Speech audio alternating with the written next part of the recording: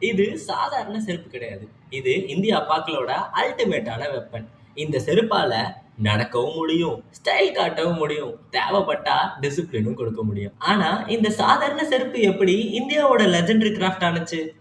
இன்னைக்கு நம்ம பார்க்க போறோம் கோலாபுரி செப்பலோட மாஸ் ஹிஸ்டரி. இந்த செப்பல் கோலாப்பூர்ல இருந்து வந்த ஃபேமஸ் ஹேண்ட்மேட் லெதர் ஃபுட்வேர். இது எவ்வளவு ஸ்ட்ராங்னா ஒரு செருப்பு வாங்கினா அது செஞ்ச ஓனரை விட நீண்ட நாள் சர்வைவ் ஆகும். நார்த் இந்தியன் பேரண்ட்ஸோட டைலாக் என்ன தெரியுமா? இதை கேர்ஃபுல்லா யூஸ் பண்ணு, உன் கல்யாணம் வரைக்கும் இந்த செருப்பே போதும் இப்படின்னு தான் சொல்லுவாங்களாமா. ஒரு 100 வருஷத்துக்கு முன்னாடி மகாராஷ்டிரா அப்புறம் இன்னும் கொஞ்சம் இருக்கக்கூடிய சில வில்லேஜஸ்ல பீப்புளுக்கு ஸ்ட்ராங்கான ஃபுட்வேர் தேவைப்பட்டுச்சு.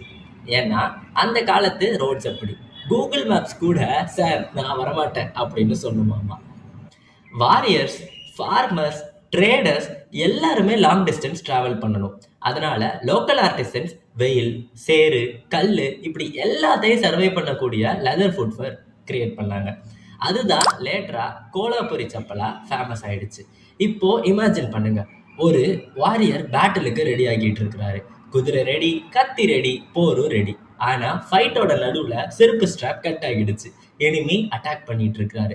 அந்த ராஜா மட்டும் ஒரு நிமிஷம் பாஸ், செருப்பு ரிப்பேர் பண்ணிக்கிறேன் அப்படின்னு சொன்னா என்ன ஆகும்? Chapter close. அதனால தான் அந்த காலத்துல ஸ்ட்ராங் ஃபுட்வேர் ரொம்ப ரொம்ப முக்கியமா இருந்துச்சு. கோலாபுரி செப்பல் வாரியர்ஸ்க்கும் டிராவலர்ஸ்க்கும் ட்ரஸ்டட் ஃபுட்வேர் ஆகிருச்சு.